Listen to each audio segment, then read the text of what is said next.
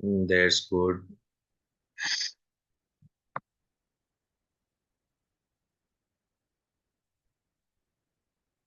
सारे लोगों ने ज्वाइन कर लिया आई थिंक। अभी कुछ कैंडिडेट्स रह रहे हैं, मैं थोड़ा सा वेट कर लेते हैं 1 और 2 मिनट्स, ताकि वो लोग भी हमें ज्वाइन कर लें। तो फिर हम सेशन स्टार्ट करते हैं। My voice is clear to all of you?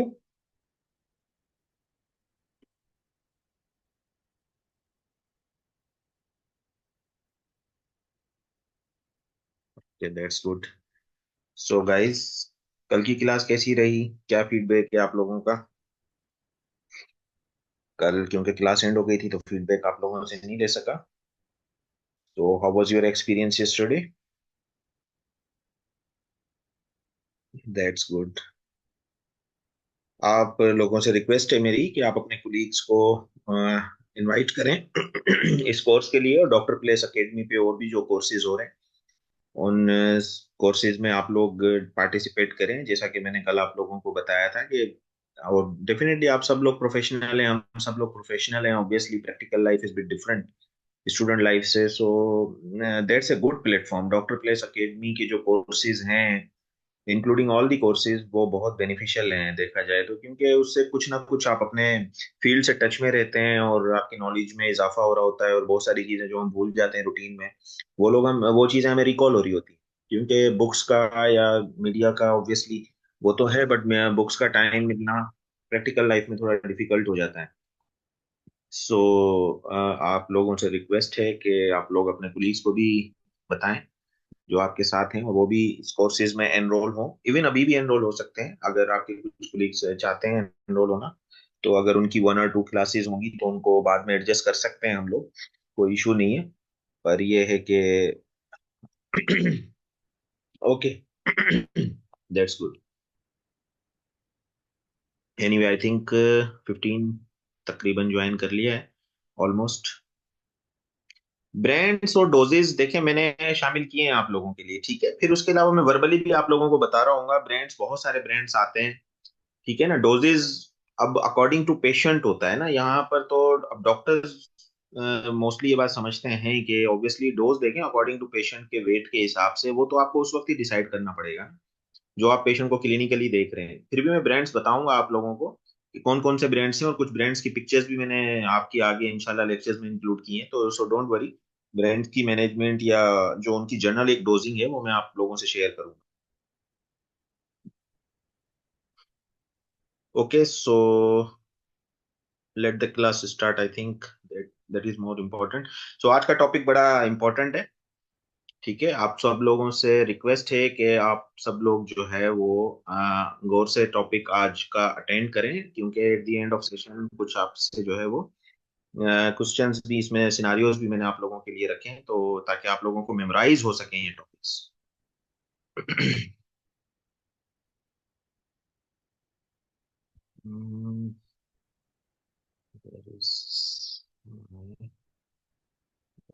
Okay,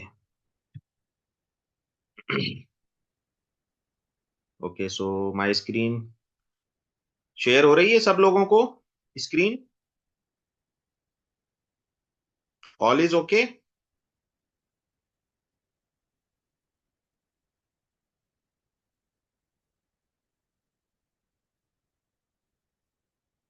okay, ठीक। सो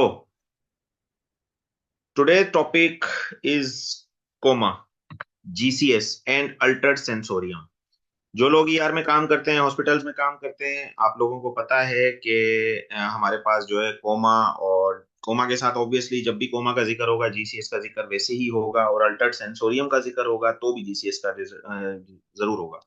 तो ईआर में इमरजेंसी में जो हम लोगों को मिलते हैं कोमा के पेशेंट्स, उनका सबसे पहले जाहिर बात है हमें जीसीएस ही देखना होता है और अल्टर्ड सेंसोरियम देखना होता है, ठीक है ना। तो by the end of this session you will be able to approach coma. कल एबीसीडी हम लोगों ने पढ़ा, और एबीसीडी जो है वो मैंने आप लोगों को बता दिया था कि ये थ्रू आउट दी लेक्चर्स आप लोगों को इमरजेंसी में बार बार रिपीट होता रहेगा। So okay, you have to calculate the GCS इंशाल्लाह। कॉन्फिडेंटली आप लोग जीसीएस बड़ा अच्छा कैलकुलेट करने लग जाएंगे इस लेक्चर के बाद, और रिवर्सिबल काजेज आप लोग देखेंगे इमरजेंसी में। और ICP, intracranial pressure, raised intracranial pressure, ठीक है, इसको कैसे सेफली मैनेज करते हैं, कैसे होते हैं, क्या कॉजेज होते हैं, सब चीजें हम इंशाल्लाह आज के सेशन में डिस्कस करेंगे। Okay, so what is coma? सबसे पहले बताएं मुझे कि कोमा क्या है। देखें, coma is altered sensorium. Altered sensorium is not a coma. Patient हमारे पास आता है अल्टर्ड सेंसोरियम के साथ, जिसको हम एलॉक कहते हैं। अक्सर करके आपने देखा होगा, acute loss of consciousness, altered level of consciousness, altered sensorium. So इसके स्टेजेस होते हैं कोमा के। सबसे पहले पेशेंट आपके पास कंफ्यूजन के साथ प्रेजेंट करेगा, पेशेंट ड्राउजी सेकंड स्टेज में प्रेजेंट कर सकता है, पेशेंट आपका जो है वो स्टूपर के साथ प्रेजेंट कर सकता है, ठीक है, और स्टूपर के बाद पेशेंट का फोर्थ स्टेज होता है coma. So you have to remember the difference between ALOC and coma. ALOC और कोमा में क्या डिफरेंस है, मोस्ट इंपॉर्टेंट है। पेशेंट हमारे पास आते हैं एक्यूट लॉस ऑफ कॉन्शियसनेस के साथ, तो coma is a fourth stage, ये याद रहे। अल्टर्ड सेंसोरियम की जब भी बात होगी तो उसमें कोमा आपका फोर्थ स्टेज आएगा। और कोमा क्या है? Coma is unarousable, no purposeful response.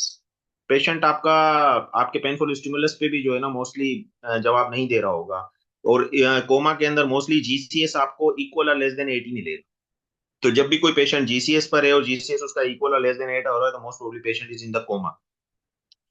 But emergency में हम कॉज को देखते हैं, नॉट द डेफिनेशन। डेफिनेशन को नहीं देखते, बट फिर भी कुछ इंपॉर्टेंट पॉइंट्स हैं जो मैं आप लोगों से शेयर करना चाहता हूं, जो कि एलोक और कोमा के डिफरेंस को क्लियर करते हैं। देखें, इसमें एलोक के अंदर अगर होश देखेंगे पेशेंट का, तो पेशेंट एलोक में आपको कुछ ना कुछ डिस्टर्बेंस होगी, उसमें कंफ्यूज होगा, ड्राउजी होगा, ठीक है ना।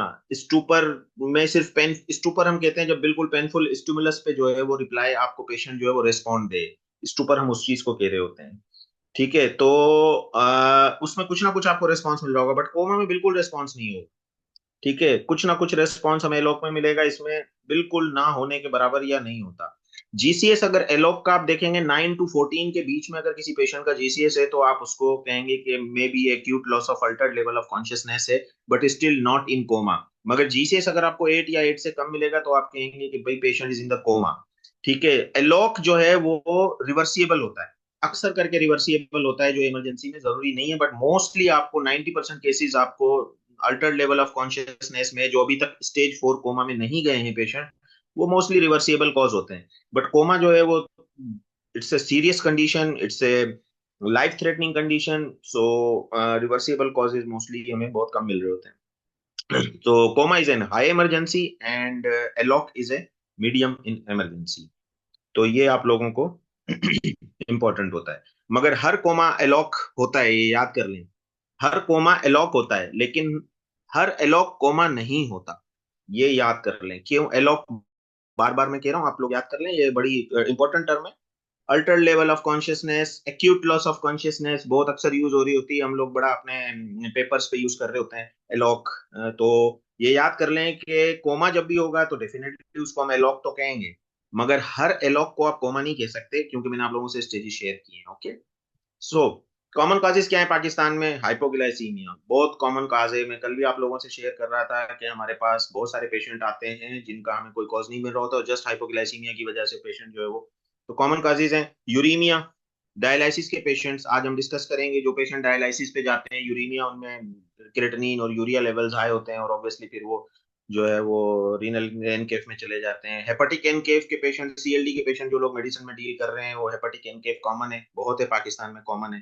पेशेंट स्ट्रोक और इंट्राक्रेनियल हेमोरेज के साथ हमारे पास आते हैं, ठीक है। और ड्रग ओवरडोज, ड्रग ओवरडोज बहुत सारे पेशेंट हैं जो आपको पता है कि पॉइजनिंग में स्लीपिंग पिल्स ले लेते हैं, या कोई एक्स्ट्रा डोज, कोई बारबिटूरेट्स या बेंजोडाइजापीन्स जो हमारी स्लीपिंग पिल्स होती हैं वो ले सकते हैं, या कोई ओपियाइड पॉइजनिंग के केसेस आ जाते हैं, तो ओवरडोजिंग की वजह से भी जो है वो कोमा, बहुत सारे पेशेंट है कोमा के साथ प्रेजेंट करते हैं हमारे पास। और इन्फेक्शन में तो sepsis, meningitis can lead two comma. तो इमरजेंसी में अगेन वही सेम अप्रोच, एबीसीडी। कल मैंने आप लोगों को सेप्सिस की एबीसीडी भी बताई थी, आज हम आपको कोमा की एबीसीडी भी बता देते हैं। तो कोमा की एबीसीडी की ईआर में अप्रोच, अनकॉन्शियस पेशेंट, ए से अगेन एयरवे मेंटेन करना है। जीसीएस अगर आपको 8 मिलेगा, मैंने बताया कि कोमा के पेशेंट में आपको जीसीएस इक्वल और लेस देन 8 मिलेगा, तो क्या करना है? तो सिक्योर करना है एयरवे को। और एयरवे को सिक्योर कैसे करेंगे? लेस देन इक्वल और लेस देन 8 अगर जीसीएस है किसी पेशेंट का, तो you have to intubate that patient, intubate करना है आपको, ठीक है। So B is again for breathing. Breathing में क्या क्या चीजें देखते हैं, क्विक रिवीजन है, oxygen, respiratory rate and oxygen saturation, तीनों चीजें आप लोगों को देखनी है। ऑक्सीजन सेचुरेशन तो हम देख लेते हैं, रेस्पिरेटरी रेट अगेन मैं कहूंगा आपको, ठीक है। सी इज फॉर सर्कुलेशन में वाइटल्स आप देख लेंगे, टू वाइट बोर कैन्यूला आप लोग पास कर देंगे, ठीक है ना। पल्स देखेंगे, हार्ट रेट देखेंगे, और उसकी जो है क्वालिटी ऑफ द पल्स भी देखनी है कि लो वॉल्यूम है, नॉर्मल वॉल्यूम है, या ठीक है ना। डी इज फॉर डिसेबिलिटी, और मैंने आप लोगों को एक बताया था कि डी डिसेबिलिटी तो याद करना है आपको, बट न्यूरो भी याद करना है। तो न्यूरो में क्या क्या चीजें आती हैं, जीसीएस आ जाता है, प्यूपिल आ जाता है, आरबीएस आपकी इंपॉर्टेंट है हाइपोगिलाइसिस की वजह से, and E is for exposure या एग्जामिनेशन, ठीक है। तो ई में आप क्या करेंगे, फीवर देखेंगे, पेशेंट को ट्रोमा, नीडल मार्क्स, बहुत सारे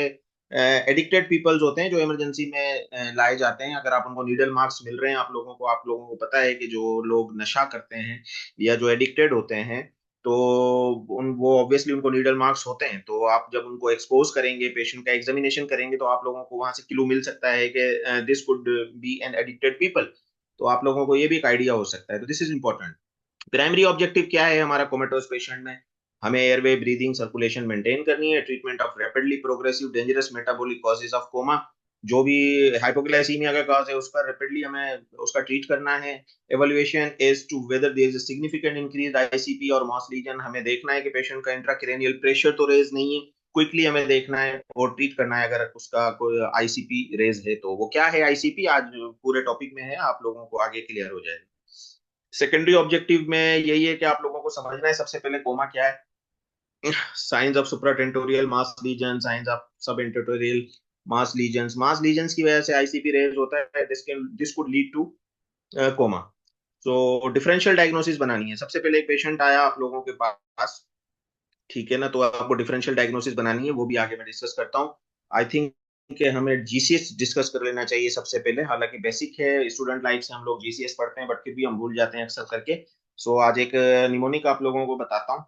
इंशाल्लाह पाकिस्तान इंटरनेशनल लेवल पे तो आप लोगों को पता है कि इलेक्ट्रॉनिकली जो है वो voter machines, electronically voter machines आ गई हैं। आज अब जो इलेक्शंस होते हैं फॉरेन में या यूएसए में, आप लोगों ने देखा होगा, वहां पे तो इलेक्ट्रॉनिक वोट मशीन पे होते हैं। बट पाकिस्तान में भी इंशाल्लाह इन फ्यूचर आप लोग देखेंगे कि ये आ जाएंगी। तो ई से आप इलेक्ट्रॉनिक, और वी से आप जो है वो वोटिंग, और एम से मशीन। तो ई वी एम एक न्यूमोनिक है, याद करने के लिए बहुत इजी होता है, ठीक है ना। E for eyes, V for verbal, and M for motor.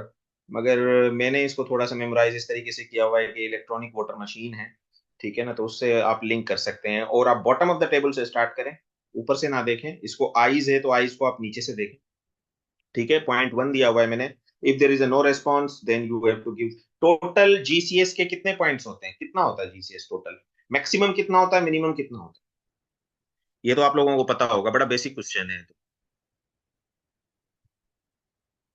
क्या ख्याल है, क्या रेस्पॉन्स है आप लोगों का, मैक्सिमम कितना होता है GCS? Yes, 15 and 3, 15 and 3, that's good, yes. Maximum 15 होता है और मिनिमम जो है वो 3 होता है, ठीक है। तो ई एम वी में आइस, आइस को आप देखेंगे तो नो रेस्पॉन्स, तो देन आप 1 देंगे। पेन पे रेस्पॉन्स है तो 2 देंगे, और 2 अगर वॉइस पे आपके रेस्पॉन्स है तो आप 3 देंगे, और स्पॉन्टेनियसली अगर आई ओपनिंग है पेशेंट की वैसे ही तो डायरेक्टली आप 4 दे देंगे, ठीक है। तो वर्बल में भी अगेन जो है वो चीजें क्या देखनी है आपको, टोटल 5 पॉइंट्स हैं, ठीक है ना। If there is a no response 1, if there is a incomprehensible sounds, ठीक है, ऐसी साउंड्स जो आप ना समझ पाए, ठीक है। ऐसी साउंड्स पेशेंट हो रही होती हैं, समटाइम पेशेंट अजीब किस्म की आवाजें हो रही होती हैं जिनको आप बिल्कुल समझना नामुमकिन होता है हमें, तो आप 2 पॉइंट दे देंगे, ठीक है। इनअप्रोप्रिएट वर्ड्स हैं, लफ्ज बोल रहा है लेकिन अटक अटक कर कुछ लफ्ज अदा कर रहा है, गेप ले रहा है, हकलाना जिसको हम बोले सिंपल, अगर उर्दू में आप लोगों को समझाऊं तो पेशेंट अगर बहुत ही आपका पॉजेज ले लेकर बोल रहा है तो you have to give 3, 3 point आप दे देंगे, ठीक है। पेशेंट अगर कंफ्यूज है, प्रॉपरली लफ्ज भी नहीं है, उसको पता ही नहीं है, ठीक है ना, तो oriented to time place and person, ठीक है। अगर पेशेंट को टाइम का पता है कि वो कहाँ है, हम ये क्वेश्चन कर रहे होते हैं पेशेंट से अक्सर कि आप कहाँ पर मौजूद हैं, इस वक्त क्या टाइम हुआ है आपको, मैं कौन हूँ, मतलब मैं डॉक्टर लग रहा हूँ या क्या, उससे हम प्लेस, टाइम प्लेस पर्सन से ओरिएंटेशन ले रहे होते हैं अक्सर करके। तो पेशेंट अगर आपका डायरेक्टली ओरिएंटेड है टाइम प्लेस पर्सन से तो आप 5 दे देंगे। मोटर में भी अगेन यही है सेम, नो रिस्पॉन्स तो नो रिस्पॉन्स, नो रिस्पॉन्स तीनों के अंदर अगर आप देखेंगे ईवीएम में तो आप 1 ही देंगे। बट अगर आपको एबनॉर्मल एक्सटेंशन, जिसको हम डी सेरिब्रेट पोस्चर भी कहते हैं, ठीक है, ये अच्छा आपको पेनफुल स्टिमुलस पे मिलेंगे, ठीक है। ये अगर आपको पेनफुल स्टिमुलस पे भी पेशेंट की एबनॉर्मल हैंड्स मूवमेंट मिलती हैं, जिसमें extension of arms, let suppose आपने पेनफुल स्टिमुलस दिया और उसकी कोहनियां और हाथ जो है वो एक्सटेंड हो रहे हैं, तो इसको हम डीसेरिब्रेट कहते हैं, ठीक है। और एबनॉर्मल फ्लेक्शन, तो अगेन उसकी ये एबनॉर्मल पोजीशंस ही है दोनों, मगर एक में एक्सटेंशन होती है, एक में फ्लेक्शन होती है, ठीक है। फ्लेक्शन को हम डिकॉर्टिकेट कहते हैं और इसको डीसेरिब्रेट करते हैं। दोनों को सिंपलर मैं आप लोगों को बता रहा हूँ, बट दोनों को अगर पेनफुल स्टिमुलस पे हैंड मूवमेंट होती है या डिकॉर्टिकेट मूवमेंट होती है या डीसेरिब्रेट होती है, जिसको सिंपली कहें नॉर्मल फ्लेक्शन है या नॉर्मल एक्सटेंशन है, तो आप उसको 2 and 3 देंगे, ठीक है। विड्रॉल फ्रॉम पेन है तो 4 देंगे। पेन को अगर लोकलाइज कर पा रहा है पेशेंट तो 5, and if the patient obeys your commands then give the 6। So anyway,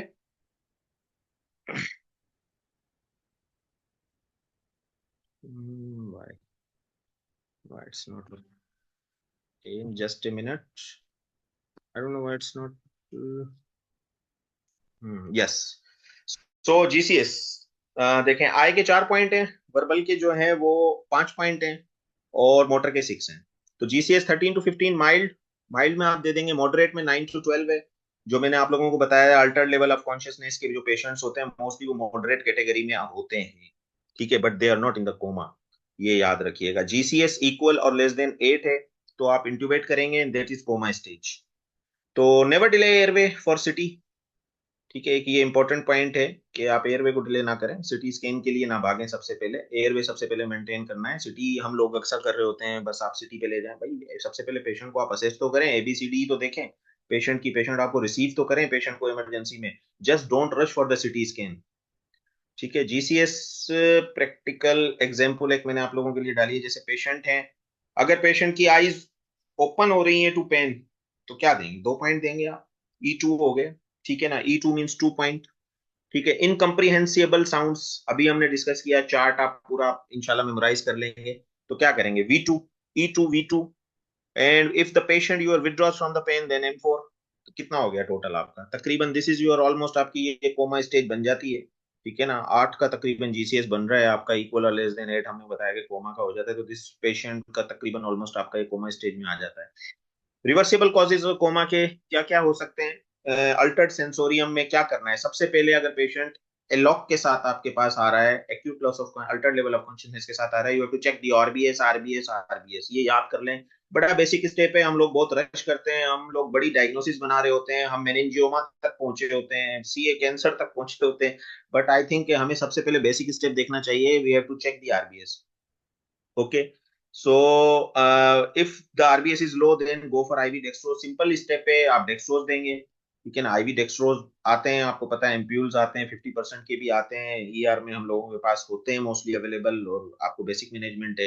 renal history important है पेशेंट की। पेशेंट आपके पास कोमा में आ गया, आपको देखना होगा कि पेशेंट सीकेडी का तो नहीं है, कोई हिस्ट्री तो नहीं है सीकेडी के। पेशेंट मोस्टली आपको हिस्ट्री देते हैं, और सीकेडी का पेशेंट अगर कोमा के साथ आ रहा है तो फिर आप सेकंड डायग्नोसिस यूरेमिक एन्केफेलोपैथी अपने माइंड में बना सकते हैं। लीवर डिजीज की हिस्ट्री है तो आपको सीएलडी और एस्टेरेक्सिस चेक करना है। हेपेटिक एन्केफेलोपैथी मोस्टली हो सकता है, सीएलडी के पेशेंट बहुत हमारे पास कॉमन है, आप लोगों को पता है, जो लोग मेडिसिन में काम कर रहे होंगे, इमरजेंसी में होंगे, ठीक है। एस्टेरेक्सिस क्या है? Asterixis is a flapping tremor, okay. Flapping tremors को हम एस्टेरेक्सिस कहते हैं। कैसे चेक करते हैं हम? आप लोगों ने किए हैं एस्टेरेक्सिस को, फ्लैपिंग ट्रीमर्स को कैसे चेक करते हैं?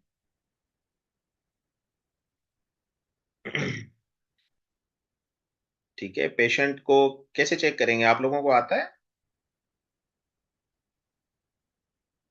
Draw star, yes, that good.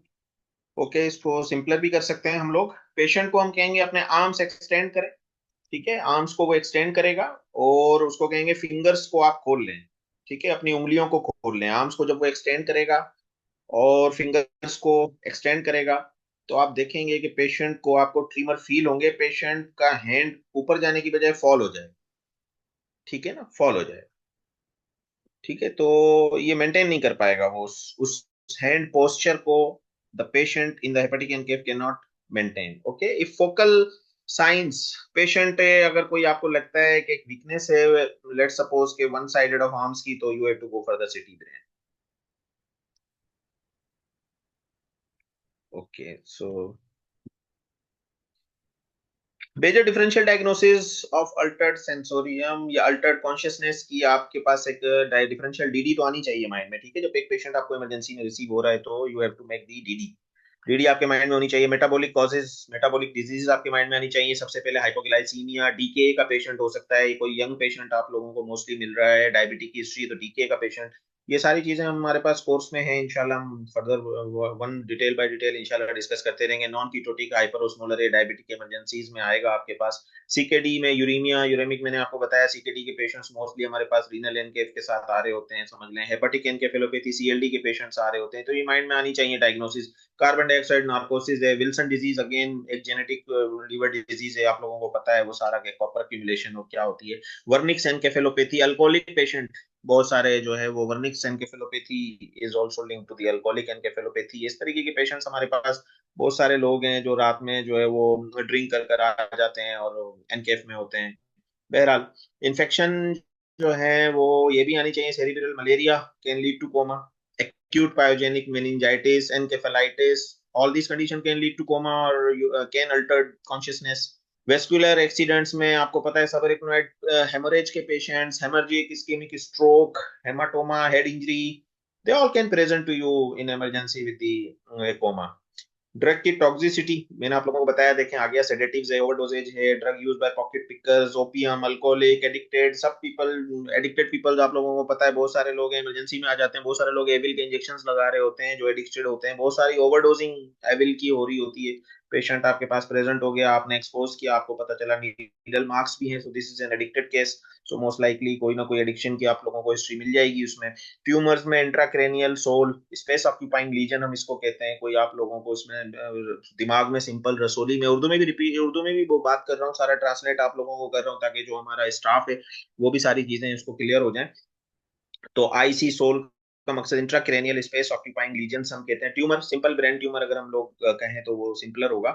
और हेड इंजरी और ट्रोमा के पेशेंट्स भी हमारे पास आते हैं इमरजेंसी में। Hypoglycaemia, hypoglycaemia most common reversible cause है ऑफ एलॉक।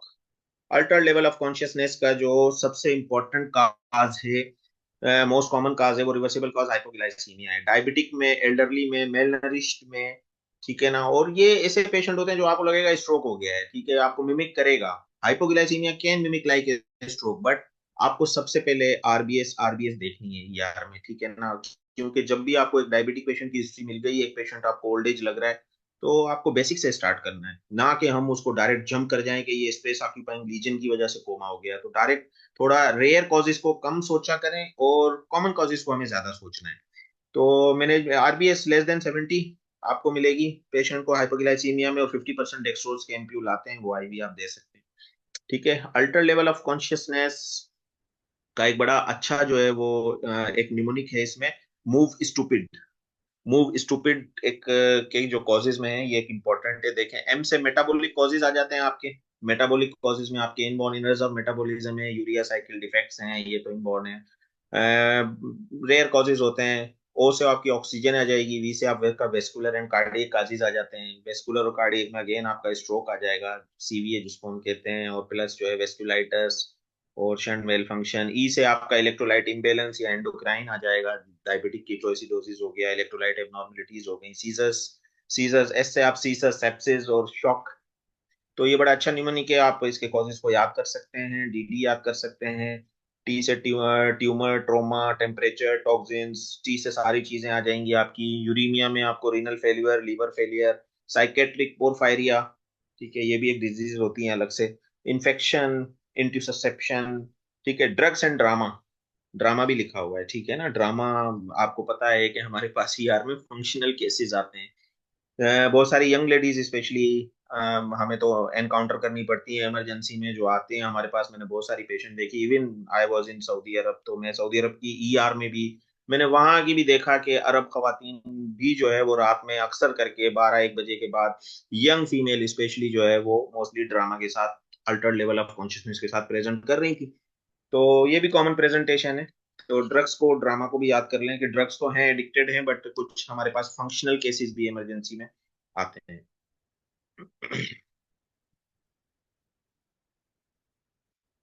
अच्छा, यूरेमिक एनकेफेलोपैथी, अब हम यूरेमिक एनकेफेलोपैथी को डिस्कस कर लेते हैं कि यूरेमिक एनकेफेलोपैथी क्या है। It's an organ brain disorder है, usually occurs in patients who are untreated और inadequately treated for their kidney. CKD के पेशेंट की आपको हिस्ट्री मिलेगी यूरेमिक एनकेफेलोपैथी में। मोस्टली मिस डायलाइसिस हो रही होती है ऐसे पेशेंट्स की, तो ऑब्वियसली उनके यूरिया लेवल्स, क्रेट लेवल्स उनके बढ़ जाते हैं यूरिया में, तो फिर ऑब्वियसली यूरेमिक एनकेफेलोपैथी, नाम से ही जाहिर है कि यूरिया लेवल्स ऑब्वियसली आपका ब्लड ब्रेन बैरियर क्रॉस कर जाते हैं, पेशेंट एनकेफ में होता है। तो ये it can vary from R to R, day to day, और vary from mild to severe depending upon the rate of the decline. 10 minute का सेशन है आई थिंक, अभी हमें दोबारा कंटिन्यू कीजिएगा, ठीक है? मेरे पास अभी ये नोटिस आ रहा है कि 10 मिनट्स का सेशन रह गया है, ठीक है? बट अगर हमारी चीजें रह जाती हैं, क्योंकि मैं इसको कंप्लीट करूंगा टॉपिक को, आप लोग दोबारा रिज्वाइन जरूर कीजिएगा। Anyway, Viral worst symptoms usually occur with the acute deterioration when GFR level falls. Normal GFR level क्या होता है? आप लोगों ने लेबोरेटरी में देखा होगा, जी के ना, ग्लोमेरुलर फिल्ट्रेशन रेट जिसको हम कहते हैं। अक्सर करके रिपोर्ट में, आगा खान की रिपोर्ट्स में तो मैंने देखा है अक्सर करके वो जीएफआर दे रहे होते हैं साथ में, वैसे अलग से फिर अदरवाइज हमें रिक्वेस्ट भी करनी पड़ती है कुछ लैब्स के लिए। तो urea, creatinine and GFR level आपका अलग से होता है, तो नॉर्मल जीएफआर लेवल आप लोगों को याद होना चाहिए, ठीक है? आप depends upon the age, but Aga Khan वाले जनरली अपना पैरामीटर देते हैं, मोर देन 60 इज नॉर्मल, याद रखिएगा, ठीक है? आप अगर सिंपल याद करने के लिए कर रहे हैं कि मोर देन 60 है अगर, तो it's okay, it's normal. But अगर ये बिलो 15 ml पर मिनट, ठीक है, यहाँ पर देख लें, and for remains below, symptoms worse हो जाएंगी आपकी, ठीक है? सीकेडी का पेशेंट है, अगर उसका जीएफआर और फॉल हो गया ऑब्वियसली, तो यूरेमिक टॉक्सिन्स इन पर्टिकुलरली क्या करते हैं? यूरेमिक टॉक्सिन्स ये आपके न्यूरोट्रांसमीटर के साथ डिस्टर्बेंस करते हैं। आपके जो नॉर्मल न्यूरोट्रांसमीटर्स हैं, ग्लूटामिनर्जिक और गाबानर्जिक न्यूरोट्रांसमिशंस हमारे ब्रेन में न्यूरोट्रांसमीटर्स हैं, आप सब लोगों को पता है। जब यूरेमिक टॉक्सिन्स होते हैं तो वो न्यूरोट्रांसमिशन को डिस्टर्ब करते हैं, जो कि एक्यूमुलेट हो जाते हैं due to renal dysfunction. Okay, तो यूरेमिक एनकेफेलोपैथी में आपको क्या मिलेगा? Miss dialysis. जो पेशेंट्स सीकेडी के होते हैं, डायलिसिस अपना पॉइंट मिस कर देते हैं, लेट सपोज उनका डायलिसिस नहीं कराया, 1 हफ्ता 2 हफ्ता, बहुत सारे पेशेंट इग्नोर कर रहे होते हैं, तो आपको अक्सर करके पेशेंट मिलेंगे यूरेमिक एनकेफ में।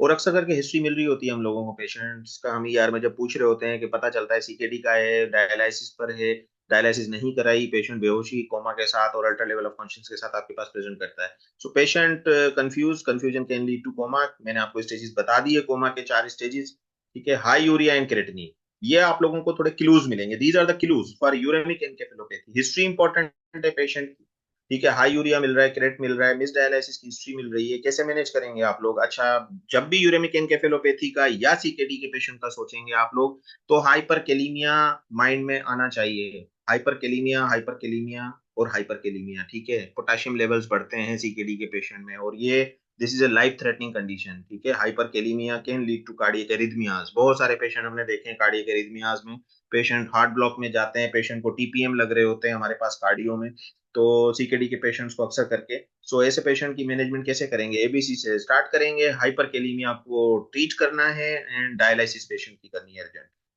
Uraemic encephalopathy resemble any other metabolic and toxic disorder of the CNS, and causes में अगर आप देखेंगे तो again consequences of uremia, जब आपके यूरिया यूरिया लेवल्स बढ़ जाएंगे तो obviously this is a sequence of uremia. Dialysis की हिस्ट्री है, thiamine deficiency, drug toxicity, transplant rejection, these all are the cause of uremic encephalopathy. So encephalopathy and renal impairment में both relate independently to same underlying systemic illness. Diabetes और connective tissue disease की के साथ भी आप relate कर सकते हैं दोनों। बहरहाल, हेपेटिक एनकेफ क्या है? हेपेटिक एनकेफ के patient, CLD patient, asterixis, sleep reversal.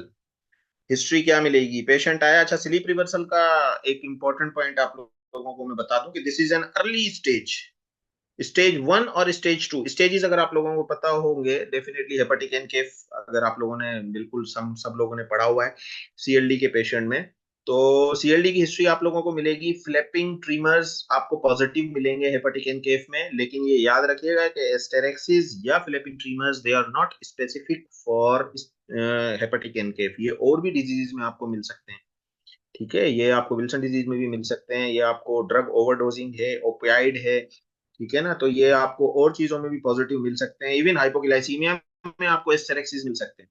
तो asterixis is not a specific sign for hepatic encephalopathy. Yes, it's a very important clue, but important है, ठीक है? स्लीप रिवर्सल में क्या होगा? ऐसे पेशेंट आपके जब स्टेज 1 और स्टेज 2 में होते हैं, तो आपको बहुत सारे, जब उनके अटेंडेंट्स आते हैं ना हमारे पास, तो बता रहे होते हैं कि डॉक्टर साहब ये रात में जागते हैं, ठीक है ना, और दिन में जो है वो सो रहे होते हैं। और जगाने से भी जल्दी से नहीं उठते। ठीक है, तो ये स्लीप रिवर्सल पैटर्न जो है ना, समझ जाएं आपके, जब सीएलडी की पीछे हिस्ट्री है और पेशेंट दिन में ज्यादा सो रहा है और रात में उसको नींद नहीं आ रही है या रात में जागता है, तो दिस कुड बी स्टेज 1 और स्टेज 2, ये हो सकता है आपका। ठीक है, बहरहाल उसके बाद मैनेजमेंट क्या करते हैं हेपेटिक एनकेफ में, हम सबसे इंपॉर्टेंट यही है, अमोनिया लेवल्स बढ़ जाते हैं, आप सब लोगों को मालूम है, उसके लिए लैक्टुलोज हम जो है वो गट वॉश कर रहे होते हैं, कॉन्स्टिपेशन अवॉइड करते हैं, राइफेक्सिमीन।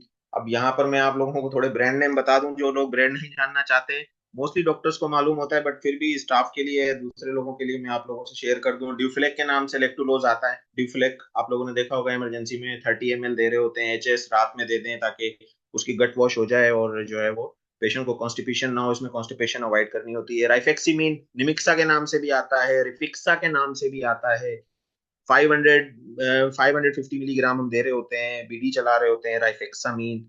तो निमिक्सा, रिफिक्सा, इन नाम से ये चीजें आती हैं। ड्यूफ्लेक के नाम से आता है, लाइलेक के नाम से आता है लेक्टुलोज।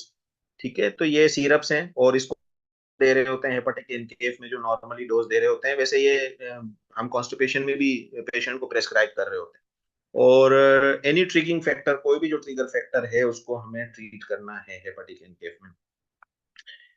अच्छा, हेपेटिक एनकेफ के देखें आप साइन सिम्टम्स क्या होंगे, ये एक इंपॉर्टेंट है। क्या होगा, पेशेंट कैसे प्रेजेंट करेगा, mood and personality swings, mood swings होंगे पेशेंट के। ठीक है, problem with the memory, concentration, thinking, coordination and motor function problems.